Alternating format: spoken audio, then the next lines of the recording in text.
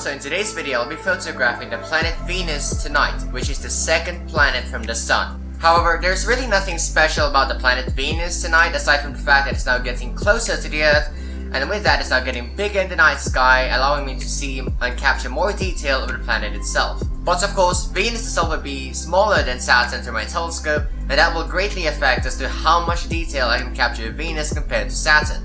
But of course, I can just wait for Venus to be much closer to the Earth, like for example waiting for a little bit longer until December comes. But the thing is though, when Venus gets closer to the Earth, it will start to nosedive into the horizon, making it much more difficult for me to capture the planet itself.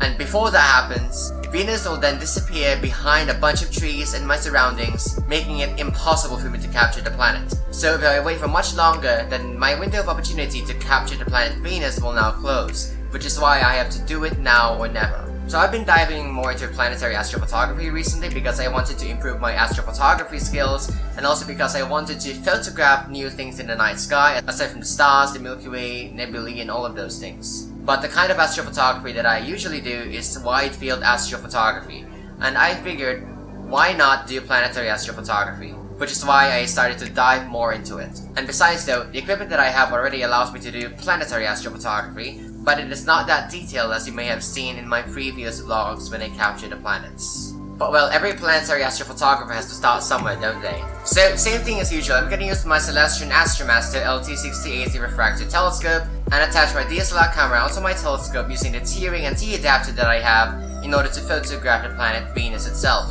And then use lucky imaging to get the most out of the planet. So if it's going to be clear skies tonight, then I will have an image of Venus to show you at the end of the video. So I'm gonna use the same method that I used to photograph the planet Saturn in my Saturn vlog in order to photograph the planet Venus tonight.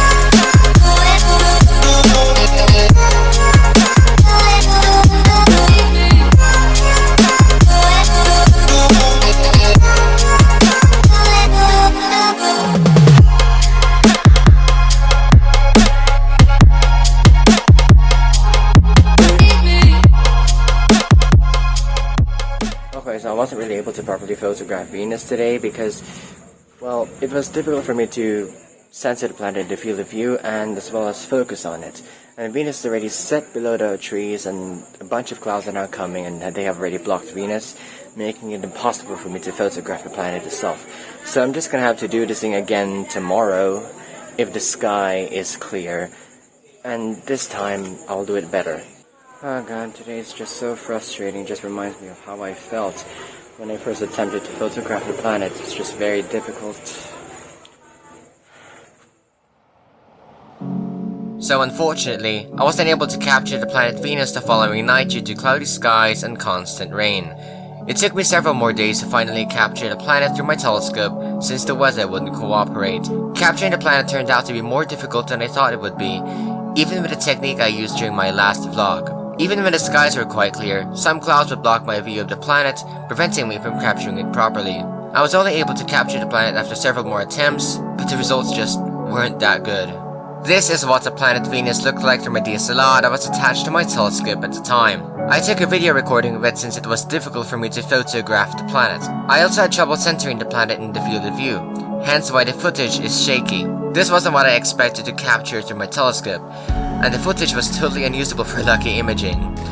Other than that, I also attempted to capture the planet using my smartphone through my telescope, but the resulting image itself still wasn't good enough. No matter how many times I attempted this and tweaked some things, it was always the same. I was very frustrated at the time since I couldn't get it right. Maybe I'll just get back to Venus as soon as I have better equipment. At first, I decided not to post this vlog since I didn't capture anything good, but I changed my mind later on. The thing about astrophotography is that there's no instant gratification in it, and there'll always be some sort of struggle along the way. That's also why I changed my mind on this, even though it took me a while to do so. Because of how long it took me to create this vlog, here are some of the other images I took after moving on from the numerous failed attempts on Venus. This one was taken by my smartphone during a cold, stormy day.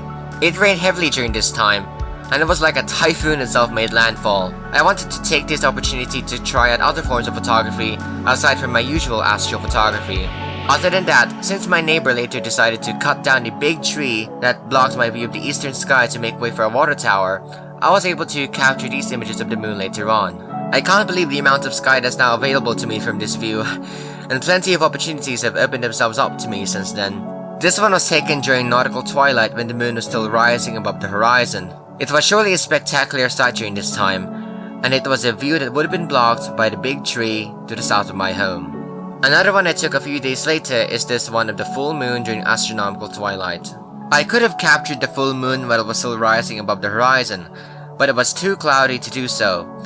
I also took this image of the moon in the same night when it was higher into the sky. At first, I wanted to only include the water tower and the moon in the image, but I changed it into a vertorama instead. Despite the water tower blocking my view of some things in the night sky, it wasn't a very big deal and the view I got is already awesome. I'll truly make the most out of this new view in the future to not let this opportunity go to waste. Other than that, these are the other images I took in the meantime. I wanted to try out a new style of editing my daytime images, and if you want to see more of these images, please do follow me on Instagram in the description below. So that's it for this video guys, and I hope that you enjoyed this vlog even though it's quite short and I wasn't able to capture Venus properly. But one thing is for sure though, I will go back to the planet Venus when things are better for me and give it another try. So make sure to hit the subscribe button if you haven't already. And as always, clear skies and stay safe.